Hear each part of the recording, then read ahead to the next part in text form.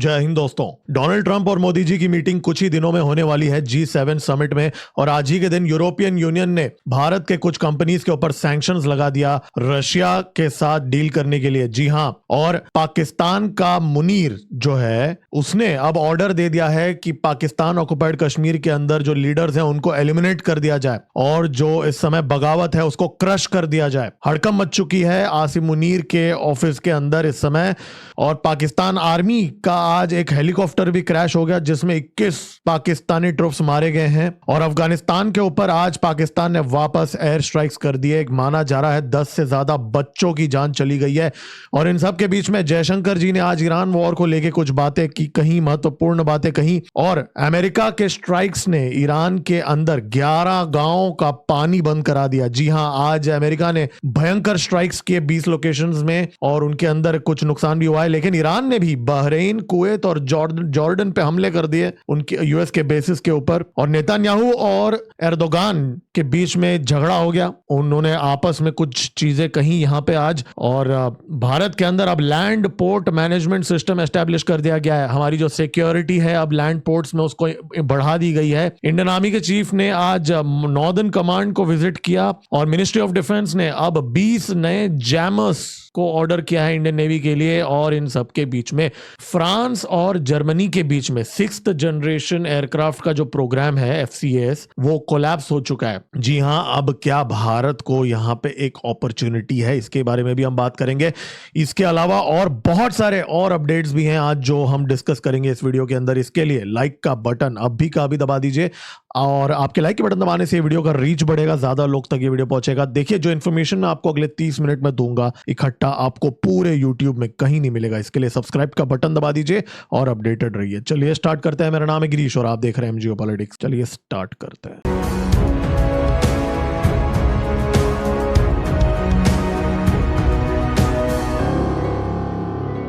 Donald Trump के जो मित्र हैं, माय फ्रेंड जो डोनाल्ड ट्रंप बोलता है, तो मोदी जी अब मिलने वाले हैं डोनाल्ड ट्रंप से कुछ ही दिनों के अंदर फ्रांस के अंदर जो G7 समिट हो रहा है इस समय 15 जून से लेकर 17 जून तक, वहां पे एवियन लेस बेन्स के अंदर जो हो रहा है, मोदी जी और डोनाल्ड ट्रंप मिलेंगे और H1B वीजा के बारे में बातें हो सकती हैं, एनर्जी कोऑपरेशन के बारे में डिस्कशंस हो सकती हैं, ट्रेड टाइज को लेके भी बातें हो सकती हैं। लेकिन ये मीटिंग कंफर्म नहीं हुआ है, लेकिन अब दोनों ही उस इवेंट पे होंगे तो ऑब्वियस सी बात है ये होगा, क्योंकि और भी बहुत सारे बायलैटरल मीटिंग्स भी होंगी इस इवेंट के अंदर। अब ऐसे भी बातें हो रहे हैं कि राफेल डील को लेके भी कुछ जॉइंट अनाउंसमेंट हो सकता है फ्रांस के साथ। लेकिन पॉइंट यहाँ पे यह है कि मोदी जी और डोनाल्ड ट्रंप अब सीधा, पिछले बार जब मिले थे ऑपरेशन सिंदूर के पहले मिले थे, ऑपरेशन सिंदूर के बाद से मिले नहीं है। तो अब आसिम मुनीर को ठोकने के बाद, डोनाल्ड ट्रंप का फेवरेट फील्ड मार्शल को ठोकने के बाद पहली बार मोदी जी मिलेंगे। तो यहाँ क्या नया हथकंडा डोनाल्ड ट्रंप अपनाएगा वो देखना पड़ेगा। क्या कैमरा के सामने, स्टेज के सामने वो कोई ऐसी वैसी हरकत करने की कोशिश करेगा? और डोनाल्ड ट्रंप का पिट्ठू जो आजकल यूरोपियन यूनियन बन चुका है, उसने रशिया के ऊपर वापस सैंक्शंस लगा दिया। मतलब बहुत सारे भारत के कंपनीज के ऊपर भी ये सैंक्शंस लागू हो चुके हैं। जी हाँ, ड्रोन कंपोनेंट्स जो बहुत सारे भारत के जो कंपनीज हैं जो रशिया को पहुंचा रहे हैं उनके ऊपर लगी हैं, और माना यह जा रहा है कि कुछ और इंडस्ट्रीज भी यहाँ पे इस बार इंपैक्ट होंगी। तो यहाँ पे ये एक डबल गेम इस समय डोनाल्ड ट्रंप यूरोप के द्वारा भी इस समय खेल रहा है। जो यूरोपियन यूनियन और यूएस के बीच में जो दरार था वो अब नहीं रहा। ट्रेड, यूरोपियन यूनियन ने घुटने टेक दिए ट्रंप के सामने। अब ये पूरा एक कॉन्सेंट्रेटेड एफर्ट है। इसका एक रिफ्लेक्शन 6th जनरेशन एयरक्राफ्ट का जो डील है फ्रांस और जर्मनी के बीच में, उसका कोलैप्स होने से भी इसका लिंक है, जो हम लास्ट में बात करेंगे इस वीडियो में। तो एनीवेज, ये मीटिंग होने वाला है ट्रंप और मोदी जी के बीच में। देखिए, भारत के गिलगिट बाल्टिस्तान के अंदर और पाकिस्तान ऑक्युपाइड कश्मीर के अंदर इस समय भयंकर प्रोटेस्ट आज भी हुए हैं। और एक मीटिंग हुई आसिम मुनीर का अपने जो टॉप कमांडर्स और ISI के ऑफिशियल्स के साथ। उसके अंदर माना जा रहा है, रिपोर्ट के अनुसार, आसिम मुनीर ने सारे प्रोटेस्ट को क्रश करने के लिए बोल दिया है। और सारे जो लीडर्स हैं, जो इस समय अवामी एक्शन कमेटी के लीडर्स हैं खास करके, उनको एलिमिनेट करने के ऑर्डर्स आसिम मुनीर ने दे दिए हैं। जी हाँ, इस रिपोर्ट में ये लिखा गया है कि जो खास करके जो रावलपिंडी और मंगलाकोर के कमांडर्स जो हैं उनको आसिम मुनीर ने डांटा उनके फेलियर के लिए कि कैसे गिलगिट बाल्टिस्तान के अंदर उन्होंने सरेंडर कर लिया और पैंटें उनकी कैसे उतरी, इसको लेके और जो वीडियोज इस समय सामने आ रहे हैं, बहुत ही जिल्लत वाली बात है पाकिस्तान आर्मी के लिए। और आसिम मुनीर बहुत ज्यादा माना जा रहा है भड़क गया इस मीटिंग के अंदर और उसने क्वेश्चन किया कि आप लोगों से काम हो रहा है कि नहीं हो रहा है कंट्रोल करने के लिए। और इंटेलिजेंस फेलियर कहा आसिम मुनीर ने, और आसिम मुनीर ने यह भी कहा कि ये एक पॉलिटिकल एडमिनिस्ट्रेटिव नेग्लिजेंस भी हो सकता है और एक इंटेलिजेंस फेलियर भी है ये। और मुन्नी ने यह कहा कि जी fix the crisis in PoK as soon as possible, मतलब जो भी क्राइसिस इस समय चल रहा है इसको फिक्स कर दो तुरंत, और जो करना है करो लेकिन फिक्स कर दो, मतलब जिसको उड़ाना है उड़ा दो। मतलब जो अभी जो प्रोटेस्टर्स हैं, खास करके ये जो अवामी एक्शन कमेटी के जो लीडर्स हैं, उनके साथ पहले पॉलिटिकली एंगेज करो, नहीं माने तो फुल मिलिट्री एक्शन ले लो, फोर्स आजमा लो, मतलब मार डालने के लिए बोल दिया आसिम मुनीर ने। और आज ही के दिन MI-17 का एक हेलीकॉप्टर पाकिस्तान आर्मी का मुजफ्फराबाद में क्रैश हो गया, जहां पे 21 पाकिस्तान आर्मी के ट्रूप्स मारे गए। अब माना जा रहा है ये हेलीकॉप्टर जो है उसके अंदर DGISPR के लोग थे, जी हाँ, और ISI के लोग थे और कुछ कमांडोज भी थे जो कुछ एक मिशन में जा रहे थे और वो क्रैश हो गया यहाँ पे। अब कुछ बातें हो रही हैं कि इसको क्रैश किया गया है, ऐसी भी इंफॉर्मेशन आ रही है जिसके बारे में हम कल डिस्कस करेंगे जैसे ही थोड़ा और एविडेंस आएगा, लेकिन ये तो हुआ है। और इतना एक्शन आज भी होने के बाद भी आप देखें कैसे भाषण वहां पे खुलेआम दिए जा रहे हैं पाकिस्तान ऑक्युपाइड कश्मीर के अंदर। हमें किसी की हमदर्दी नहीं चाहिए, हमें किसी की हमदर्दी बिल्कुल नहीं चाहिए। ये जंग अपने जोरे बाजू पे लड़नी पड़ेगी नौजवान दोस्तों साथियों, अपने जोरे बाजू पे लड़ेंगे। और अगर दुनिया की 200 से ज्यादा ममालिक आजाद होके, कौमियतें आजाद होके, बावकार होके, खुशहाल होके शिनाख्त हासिल कर सकती हैं, तो फिर आओ वादा करते हैं कि कश्मीर के पहाड़ों के लोग अपना पासपोर्ट भी रखेंगे, अपना झंडा भी रखेंगे, अपनी असेंबली भी रखेंगे, अपना वतन भी रखेंगे और उसमें अपना राज भी रखेंगे। तो ये डायरेक्ट ओपन चैलेंज है आसिम मुनीर के लिए। इससे बड़ी जिल्लत क्या हो सकती है मुन्नी के लिए कि यहाँ पे खुलेआम डिक्लेरेशन कर दिया गया है इंडिपेंडेंस का। देखिए इस बार जो प्रोटेस्ट हो रहे हैं, पहले बिजली के ऊपर हुआ करता था, आटे के ऊपर हुआ करता था, इस बार भी वो चीजें हैं लाइन आइटम्स के अंदर, लेकिन इस बार आजादी के नारे लग रहे हैं, इस बार भारत का एग्जाम्पल दिया जा रहा है मंच पे वहां पे। तो यहाँ पे इस बार अलग लेवल पे एस्केलेशन हुआ है। और आज वीडियोज ऐसी भी आ रही हैं कि शेल्स भी फायर किए जा रहे थे सिविलियन एरियाज के अंदर। जी हाँ, मुजफ्फराबाद में सोशल मीडिया में ये वीडियोस वायरल हो रहे थे और ये लेटेस्ट वीडियो है, ये फेक नहीं है, आज ही का वीडियो है इनफैक्ट। तो यहाँ पे शेल्स तक फायर किया जा रहा है। तो आप सोचे इतना ज्यादा फायरिंग होने के बाद 400 लोगों को माना जा रहा है मारने के बाद भी आज लोग सड़कों पे थे और अपने आवाम को ये चूर्ण दिया जा रहा है। मुजफ्फराबाद से जहां ISI ने बड़ी कार्रवाई की है, रॉ से मुंसलिक 5 अफराद गिरफ्तार किए हैं। रॉ की बातें चल रही है। इनफैक्ट आज पाकिस्तान से कुछ ऐसे भी रिपोर्ट्स आए हैं जहां पे सब इंस्पेक्टर सरदार इनायत नाम का एक इंस्पेक्टर है, मल्टीपल रिपोर्ट्स है, मैं ये तो पोस्ट तो बस ऐसी आपके सामने ओपन किया है।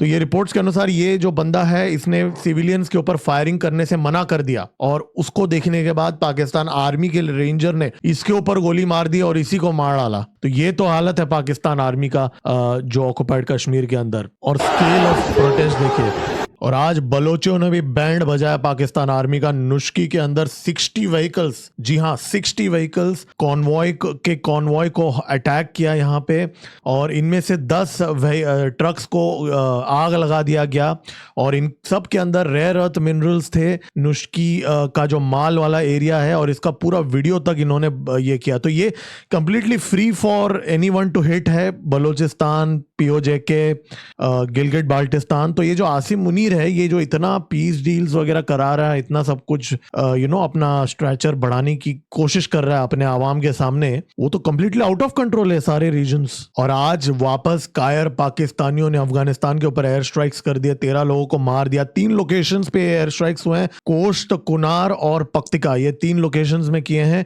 अब माना यह जा रहा है, देखिए मैं जो रिपोर्ट पढ़ रहा हूं ये AP का रिपोर्ट है, एसोसिएटेड प्रेस का रिपोर्ट है। तो ऑफिशियल रिपोर्ट के अंदर ही ये आया है एसोसिएटेड प्रेस के अंदर कि 11 बच्चों की जान गई, एक औरत की जान गई और एक एल्डरली आदमी की यहाँ पे जान गई है, और ये उन्होंने अफगानिस्तान गवर्नमेंट को रिपोर्ट किया। और पाकिस्तान की तरफ से नैरेटिव ये फैलाया जा रहा है इस समय कि 26 अफगान तालिबान के फाइटर्स को मारा है उन्होंने।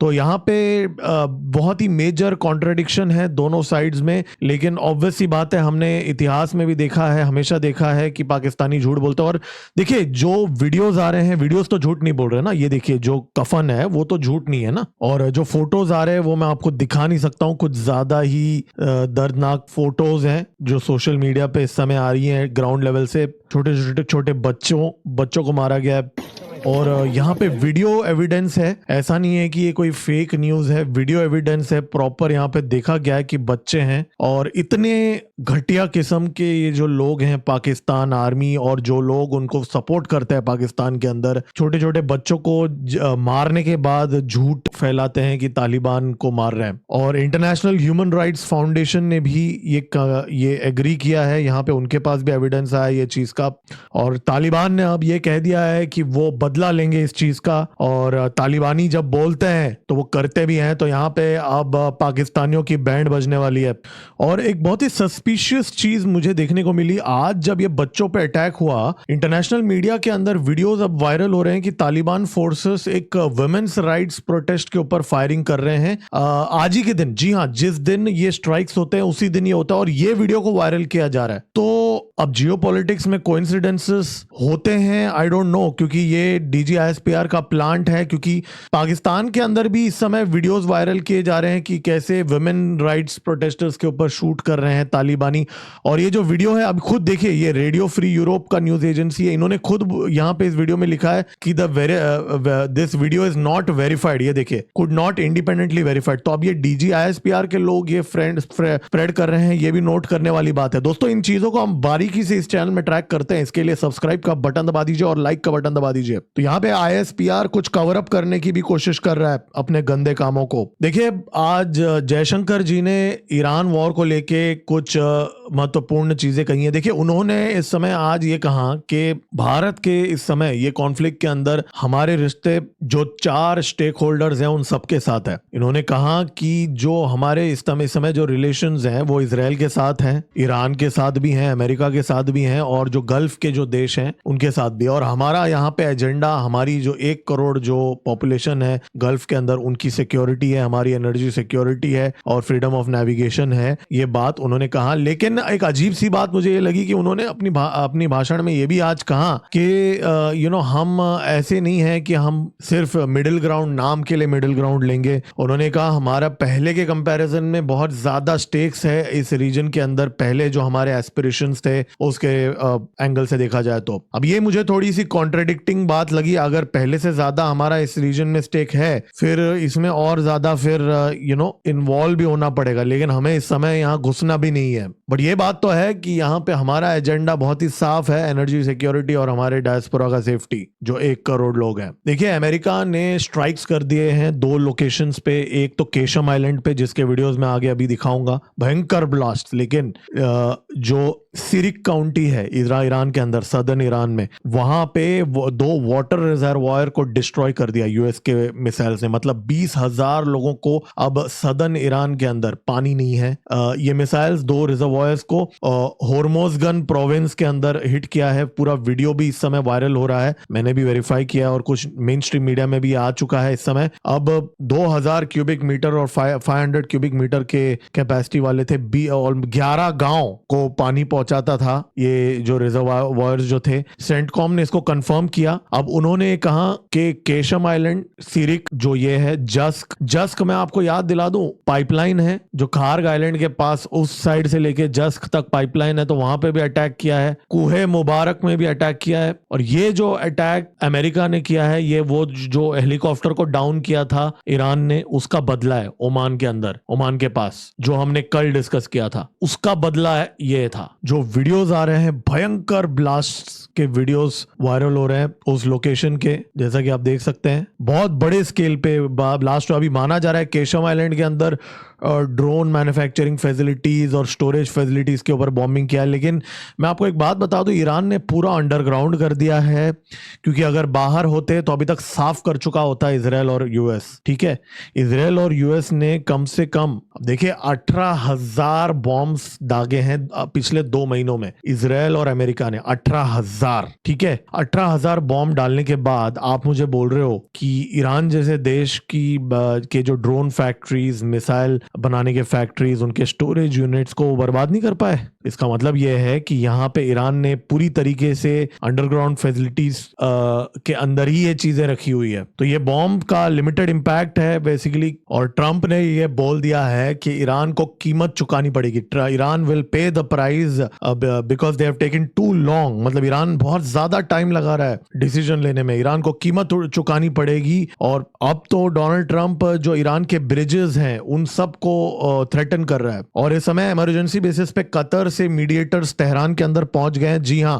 कतर से मीडिएटर्स तेहरान के अंदर पहुंच गए, और ट्रंप ने ब्रिजेस और पावर प्लांट्स को वापस थ्रेटन किया है। ईरान ने भी उसका रिस्पांस भी दे दिया है, अगर पावर प्लांट्स और ब्रिजेस पे हमला होगा तो ईरान भी बहुत बड़ा रिस्पांस देगा। और ईरान ने भी यूएस के बेसिस पे बैलिस्टिक मिसाइल्स और ड्रोन से हमले किए जॉर्डन, कुवैत और बहरीन। जी हां, जॉर्डन तक पहुंच गया अभी ईरान के जो मिसाइल्स, वैसे भी वो पिछले कुछ महीनों में उन्होंने दागे ही थे, और अब फुल स्केल वॉर का भी यहाँ पे थ्रेट देखा जा रहा है। देखिए यहाँ पे रिस्क ये है कि अभी ये जो वाटर प्लांट पे अमेरिका ने हिट किया है, ये एक वार्निंग शॉट है। ट्रंप हमने हमेशा बोला था कि मैं वाटर प्लांट और पावर प्लांट पे हिट करूंगा, तो ये एक वार्निंग शॉट है। तो अभी इसके रिटेलिएशन में अगर ईरान ने हिट किया, अगर गल्फ के जो देशों को, कुवैत, यूएई, सऊदी अरेबिया के water plant, desalination plant, power plants के ऊपर, तो ये वॉर वापस अलग लेवल पे एस्केलेट हो सकता है। तो ये बहुत ही सीरियस डेवलपमेंट है। यहाँ पे एक नया स्पार्क देखने को मिला है इस वॉर के अंदर, और ये कौन सा सीज फायर है पता नहीं, जहां पे ये सारी चीजें हो रही है। अब देखिए आज एर्दोगान जो है, खलीफा जो है, तुर्की जो है, उसका जो खलीफा है एर्दोगान, उसने नेतान्याहू को कुछ कहा, और नेतान्याहू ने भी उसका आज जवाब दे दिया।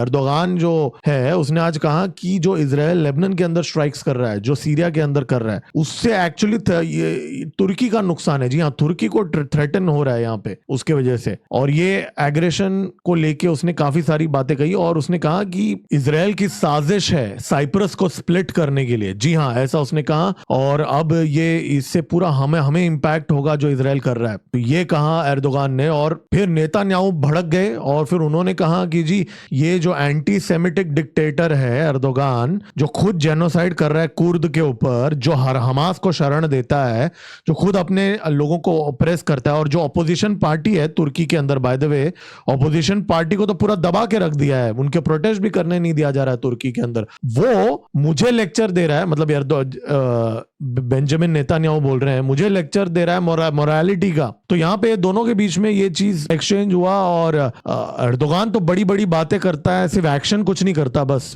फट्टू है पाकिस्तानियों की तरह, बोलता है Israel must be stopped, this is the duty of humanity and future of humanity, history must not be allowed to repeat itself. अब एर्दोगान के खुद के जो पार्टी के लोग अब ये बोल रहे हैं कि ऑटमैन लोगों ने 400 साल तक इजराइल के ऊपर राज किया, अब वो टाइम हम वापस लेके आएंगे। एक तरफ ऐसे भड़काऊ स्टेटमेंट देते हैं, और ये ह्यूमैनिटी की बात कर रहा है, right? Typical Pakistani self destructive mindset. देखिए आज एक बहुत ही महत्वपूर्ण चीज हुई, वैसे ये कल हुआ था, ये फ्रांस और जर्मनी दोनों ने अभी उनका जो 6th जनरेशन फाइटर जेट का प्रोग्राम है उसको अबैंडन कर दिया, बंद कर दिया। जी हाँ, और आज इनफैक्ट जर्मन चांसलर ने भी ये बात का खुलासा किया। अब देखिए यहाँ पे जो जर्मन कंपनी है एयरबस और फ्रांस का डेसॉल्ट के बीच में ये चल रहा था डिस्कशन, FCAS जो उनका 6th जनरेशन फाइटर जेट का था। अब माना जा रहा है ये क्यों हुआ, इसके 2-3 कारण है। अब एक कारण ये बोला जा रहा है कि 9 साल से प्रोजेक्ट चल रहा था, कॉस्ट बहुत ज्यादा बढ़ गया था, और सबसे बड़ी कारण डेसॉल्ट जो है, जो अभी भारत को भी सोर्स कोड नहीं दे रहा है, वो उसने नाटक किया एयरबस के सामने। डेसॉल्ट ने कहा कि हम जो क्रिटिकल टेक्नोलॉजी अब डेवलप करेंगे, जो डेसॉल्ट लेके आएगा इसके अंदर, ये प्रोग्राम के अंदर, वो उसका जो लाइसेंस है वो हम जर्मनी को नहीं देंगे, जो इसके बाकी पार्टिसिपेंट्स हैं उनको नहीं देंगे FCAS के अंदर। जी हाँ, और डेसॉल्ट ने भी कहा कि जो भी ये FCAS का जो 6th जनरेशन बनेगा फाइटर जेट, वो डेसॉल्ट किसी को भी बेच सकता है बिना जर्मनी के वेटो के, बिना जर्मनी का कोई परमिशन लिए। ऐसे शर्तें डेसॉल्ट ने रखा और उसके बाद में माना जा रहा है जर्मनी पीछे हट गया। अब कुछ लोग ये भी कह रहे हैं कि जर्मनी को F-35 लेना है अमेरिका से, इसके लिए वो पीछे हट गया है क्योंकि अब आजकल वापस यूरोपियन यूनियन चमचा बन गया ना यूएस का, ट्रेड डील में घुटने टेकने के बाद। तो अब ये भी खबरें आ रही हैं कि यूरोपियन यूनियन में अब F-35 का उनको चस्का लग गया है, क्योंकि देखिए फ्रांस को जरूरत नहीं है F-35 का, उनके खुद के फाइटर जेट्स हैं। फ्रांस के तो न्यूक्लियर पावर्ड कंट्री है फ्रांस, तो लेकिन ये जरूरत जर्मनी को जरूर है। तो यहाँ पे इसलिए यूरोपियन यूनियन के अंदर भी एक फ्रैक्चर देखने को मिल रहा है फ्रांस और जर्मनी के बीच में। यहाँ पे हालांकि उन्होंने बोला है जर्मन चांसलर ने कि वो काम करेंगे दूसरे प्रोजेक्ट्स पे। अब यहाँ पे भारत को क्या यहाँ पे एक डिस्कशन करना चाहिए डेसॉल्ट के साथ? ऑलरेडी हम लोग राफेल का टेक्नोलॉजी ट्रांसफर की बातें कर रहे हैं। हालांकि आपको ये भी नोट करना पड़ेगा कि ये जो डेसॉल्ट एयरबस मतलब जो उनका यूरोपियन पार्टनर तक को सो कॉल्ड टेक्नोलॉजी ट्रांसफर नहीं दे रहा है, तो हमारे साथ क्या वो देगा या हम नेगोशिएट कर पाएंगे, वो सारी चीजें यहाँ पे है। लेकिन देखने वाली बात यह है कि 6th generation fighter jet programme sabotage हो चुका है यूरोपियन यूनियन का। अब कुछ लोग ये भी कह रहे हैं कि इसके पीछे अमेरिका का हाथ है। अब इस बात पे कितना सच है, इस चीज को हम आगे इस चैनल के अंदर इन्वेस्टिगेट करेंगे आने वाले वीडियोस के अंदर। तो दोस्तों इस बात पे लाइक का बटन दबा दीजिए। वैसे वीडियो की रिकॉर्डिंग के टाइम पे एक ब्रेकिंग न्यूज है। कोलंबिया के अंदर जो उनकी कोलंबिया की house commission of investigation and acquisitions जो है, उनकी इन्वेस्टिगेशन एजेंसी है, उसने प्रेसिडेंट गुस्तावो पेत्रो को प्रेसिडेंट की पदवी से सस्पेंड कर दिया है। जी हाँ, जून 21 तक। और आज ही के दिन अमेरिका से भी कुछ धमकियां आई वहां पे। देखिए भारत की नेवी के लिए गुड न्यूज है, आज 20 एनहांस्ड जैमर्स की डील को यहाँ पे अप्रूवल दे दिया गया है। Accord software and systems private limited company को ये कॉन्ट्रैक्ट मिला है 20 जैमर्स। बेसिकली मैं आपको बता दूं, ये जो जैमर्स हैं, ये जो ग्लोबल नेविगेशन सिस्टम जो है उनको सिर्फ जैमिंग ही नहीं बल्कि स्पूफिंग के लिए भी यहाँ पे काम आएगा और 75% इंडिजीनियस होगा और ये डिजाइन डेवलप्ड और मैन्युफैक्चर्ड कैटेगरी के अंदर आता है। देखिए इस समय क्या है, पाकिस्तान और चाइना के जो ड्रोन्स हैं और जो मिसाइल्स हैं वो बैदू सैटेलाइट का इस्तेमाल करते हैं, चाइना की जो सैटेलाइट है गाइडेंस के लिए। लेकिन जब वो हमारे वॉरशिप्स के पास वो ड्रोन्स और मिसाइल्स आएंगे तो अचानक ये जो जैमर्स हैं और जो स्पूफर्स हैं, ये जो सिग्नल को पूरी तरीके से कंफ्यूज कर देंगी उस मिसाइल को और उसको गलत दिशा में लेके जाएंगी और नलिफाई कर देंगी। तो ये इसका मेन ऑब्जेक्टिव है। हालांकि इनर्शियल नेविगेशन सिस्टम से भी मिसाइल हिट कर सकता है, लेकिन 300 किलोमीटर के डिस्टेंस पे बहुत मुश्किल हो जाता है इनर्शियल नेविगेशन सिस्टम से। और बहुत सारी टेक्निकल चीजें हैं जो हम हमारे डीप डाइव वीडियो में डिस्कस करेंगे। लेकिन पॉइंट ये है कि ये 450 करोड़ का ये जो डील है 20 जैमर्स का, ये हो रहा है इस समय। और इन सब के बीच में हमारे इंडियन आर्मी के जो चीफ हैं उपेंद्र द्विवेदी, वो पहुंच गए नॉर्दर्न कमांड में और नॉर्दर्न कमांड में उन्होंने पूरा अपडेट्स लिया। मैं आपको याद दिला दूं, कल वो सेंट्रल कमांड में थे, लखनऊ में थे। देखिए आज अमित शाह जी ने विनिमय की अनाउंसमेंट कर दी है। लैंड पोर्ट मैनेजमेंट सिस्टम है ये, इसका जो इनॉग्रेशन हो चुका है। अब देखिए लैंड पोर्ट जो है भारत के अंदर, वहां पे अक्सर स्मगलिंग का बहुत बड़ा खतरा रहता है, सिक्योरिटी को लेके बहुत बड़ा ये थ्रेट रहता है। अब ये जो विनिमय सिस्टम है ये एक लैंड पोर्ट मैनेजमेंट सिस्टम है। मतलब जो भी 15 पोर्ट्स जो हैं इस समय, अत्तारी और देरा बाबा नानक जो इंडिया पाकिस्तान बॉर्डर पे है, और फिर भारत नेपाल के बॉर्डर पे 3 जो है, रक्सौल, जोगबनी, और फिर जो भूटान बॉर्डर पे है, फिर बंगाल के बॉर्डर में जो है, त्रिपुरा में है, इंडिया म्यांमार के बॉर्डर पे है। तो ये पोर्ट्स के अंदर अक्सर स्मगलिंग का काम होता है, खास करके कंगलों के पास से बहुत ज्यादा होता है। तो अब यहाँ पे ये जो सिस्टम है ये रियल टाइम सर्वेलेंस करेगा, जो सारे जो हमारे जो बॉर्डर एजेंसीज हैं और जो कस्टम्स हैं और सेंट्रल गवर्नमेंट है, तीनों एक ही प्लेटफॉर्म को मॉनिटर करेंगे। देखिए भारत बांग्लादेश के बॉर्डर पे इस समय जो चीजें हो रही हैं, अंसर के जो फाइटर्स को लाया जा रहा है बांग्लादेश की तरफ से, उसके बारे में मैंने डेडिकेटेड वीडियो बनाया है, शाम को आप जाके देख सकते हैं, इस चैनल में है, लिंक भी डाल रहा हूं। लेकिन अब एक वीडियो सामने आई है भारत बांग्लादेश के बॉर्डर से, ये थोड़ा देख लेते हैं।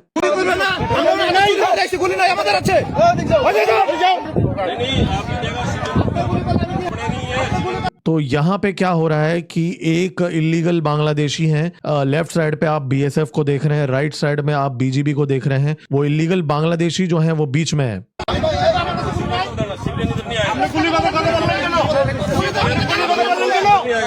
আপনি কেন গুলি করে বললেন কেন? আপনি কি বললেন এটা? আপনি এটা কি বললেন যে গুলি করবেন? আপনি গুলি করবেন না? কেন গুলি করতে বলবো আপনি? तो बीजीबी जो है बांग्लादेश के साइड से वो इस कंगलू को वापस लेने के लिए तैयार नहीं है, ये जो बीच में खड़ा है। और बीएसएफ जो है बहुत ही क्लियर है, ये बांग्लादेशी हैं, ये इलीगल है, इसको लेना ही पड़ेगा। और बीएसएफ ने साफ कह दिया है यहाँ पे हम तो नहीं लेंगे।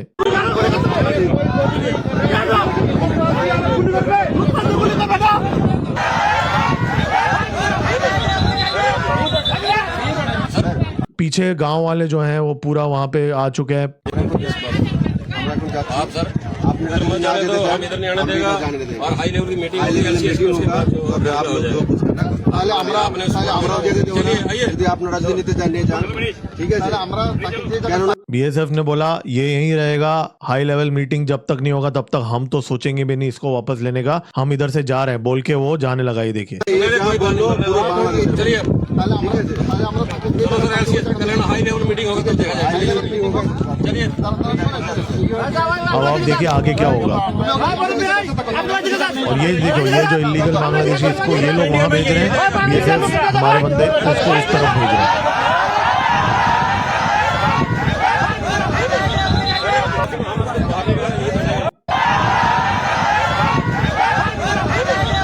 पूरे गांव वाले वहां से आ गए एग्रेसिवली, कंगलू सारे उस साइड से।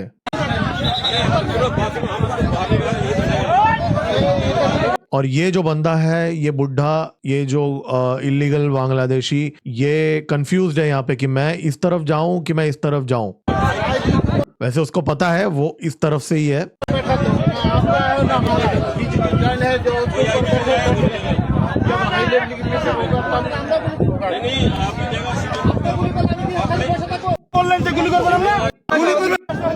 तो ये हालत है इस समय बांग्लादेश और भारत के बॉर्डर पे। और ये तो एक मुद्दा है यहाँ पे, ये एक बहुत बड़ा ह्यूमैनिटेरियन क्राइसिस बनते जा रहा है इस समय। मल्टीपल फ्लैश पॉइंट्स हो रहे हैं। मैं आपको याद दिला दूं, आज बांग्लादेश की बीजीबी के एक डेलीगेशन दिल्ली के अंदर है, उनके डिस्कशंस हो रहे हैं बीएसएफ के ऑफिशियल्स के साथ, सरकार के साथ। और इस समय चीजों को स्टेबलाइज करने की कोशिश की जा रही है, लेकिन जो मेन फंडा है, जो मेन पॉइंट है, वो रिजॉल्व होते हुए नहीं दिख रहा है। तारिक रहमान चाइना जा रहा है, भारत नहीं आ रहा है। तो यहाँ पे एक एस्केलेशन होते हुए आगे दिख रहा है आने वाले दिनों के अंदर, क्योंकि जो सरकार है वेस्ट बंगाल की वो तो पीछे नहीं हट रहे। अमित शाह जी तो बहुत क्लियर हैं कि हम तो इसको आगे बढ़ेंगे।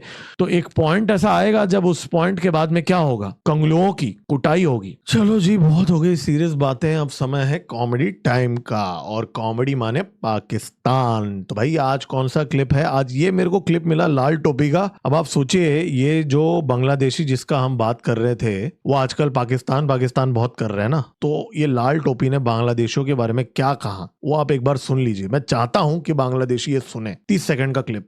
इनके लिए सैयदी रसूलुल्लाह की उम्मत इंपॉर्टेंट नहीं है, उन बंगालियों के लिए, नमक हरामों के लिए बांग्लादेश जरूरी था। अल्लाह उसके रसूल की मोहब्बत और ताल्लुक और तक़वा। बांग्लादेशियों को नमक हराम बोला जा रहा है पाकिस्तान में। देखिए ये जो बांग्लादेशी है ना, चलो मैं कॉमेडी टाइम को डिसरप्ट नहीं करना चाहता हूं, बाद में बता दूं। जरूरी नहीं था। कौन सा घर है जिसमें इख्तिलाफ नहीं होता? इसका इलाज ये है कि तुम सैयदी रसूलुल्लाह की उम्मत को आग लगा दो। क्या हासिल कर लिया बांग्लादेश ने 50 साल में अलग होकर? क्या मुसलमान दुनिया में उनकी इज्जत है? क्या कुफ्फार पर उनका रोब है? क्या किरदार है मुस्लिम दुनिया में उनका? मछली पकड़ते रहते हैं, कपड़ा बेचते हैं, पतलूने बनियाने। दुनिया से क्या है, दुनिया का बड़ी अच्छी जीडीपी है उनकी, इज्जत कितनी है? 2 कौड़ी की नहीं। एक मिनट, क्या कच्चा बनियान बेचते हैं? क्या मुसलमान दुनिया में उनकी इज्जत है? क्या कुफ्फार पर उनका रोब है? क्या किरदार है मुस्लिम दुनिया में उनका? मछली पकड़ते रहते हैं, कपड़ा बेचते हैं, पतलूने बनियाने। मछली पकड़ते पतलून और बनियान बेचते हैं, उनकी कोई इज्जत नहीं। लेकिन पाकिस्तान की बहुत इज्जत है भाई। पाकिस्तानियों का भी मतलब अलग जगह पे जीते हैं और उनकी जीडीपी बड़ी अच्छी है, लेकिन इज्जत क्या है? इज्जत कुछ नहीं है। मतलब पाकिस्तानी जो है भिखारी, भीख मांगते हैं, भीख पे जिंदा रहते हैं भीख मांग के। वो जो देश उनसे बेटर कर रहा है उस देश को बोलते हैं कि जी जीडीपी का कोई जरूरत नहीं है। ठीक है, ये जाहिल पाकिस्तानी है आपके लिए। इन पे हंसने को भी आता है, लेकिन हंसने के बाद गुस्सा इस बात का आता है कि ऐसे जाहिल लोग इस पृथ्वी के ऊपर एग्जिस्ट करते हैं। तो कॉमेडी टाइम जो है ना, अक्सर कॉमेडी के बाद में गुस्सा सा हो जाता है। और मुझे लगता है ये जो माइंडसेट है पाकिस्तानियों का, ये आप देखिए पीओजेके में क्या हो रहा है, गिलगिट में क्या हो रहा है। ये जो कंगलू हैं जो इतना फुदकते हैं, जमात के लोग हैं बांग्लादेश के अंदर, ये लोग क्या अखबार खोल के देखते नहीं है कि क्या कर रहे हैं ये लोग अपने ही मुसलमान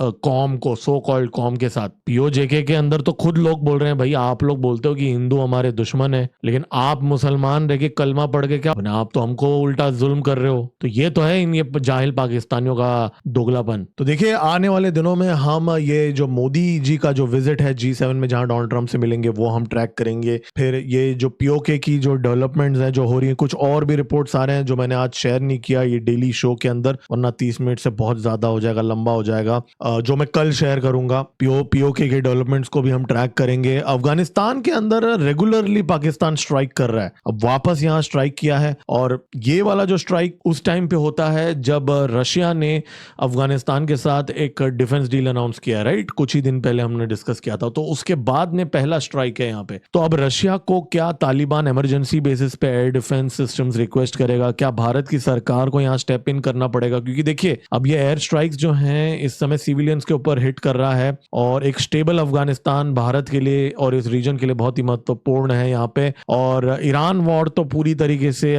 मैंने जैसे आपसे कहा, ये तो अलग लेवल पे ही जाएगा ये, और ये सारी चीजें आज चल रही हैं। और भारत को देखिए 6th जनरेशन में, पहले हम 5th जनरेशन तो बना ले डेसॉल्ट के साथ, लेकिन 6th जनरेशन ने अगर डेसॉल्ट के साथ हम काम कर रहे हैं 5th जनरेशन में, तो I think maybe we could discuss with France.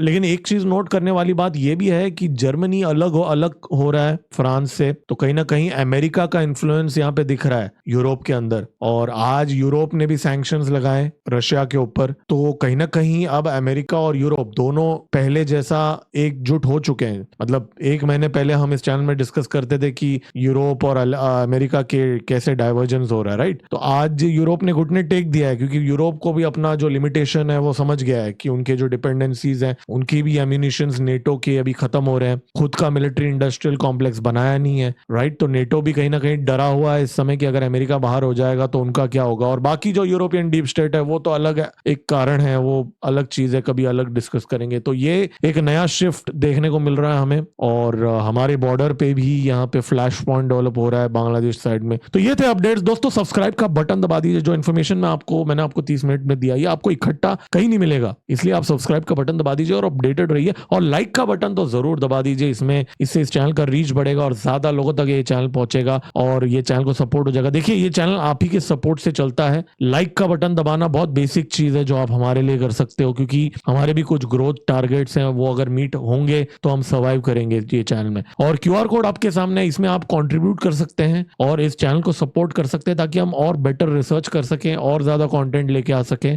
और सुपर स्टिकर खरीद के भी आप इस चैनल को सपोर्ट कर सकते हैं। और तुरंत मिलते हैं अगले वीडियो में। देखिए इस चैनल में हम जियोपॉलिटिक्स और नेशनल सिक्योरिटी को बहुत ही बारीकी से रोज ट्रैक करते हैं। आप जाके और भी वीडियोस हैं वो देख सकते हैं ये वीडियो देखने के बाद, और सब्सक्राइब का बटन दबा दीजिए। तुरंत मिलते हैं अगले वीडियो में। मेरा नाम है गिरीश और आप देख रहे हैं जियोपॉलिटिक्स। जय हिंद, भारत माता की जय।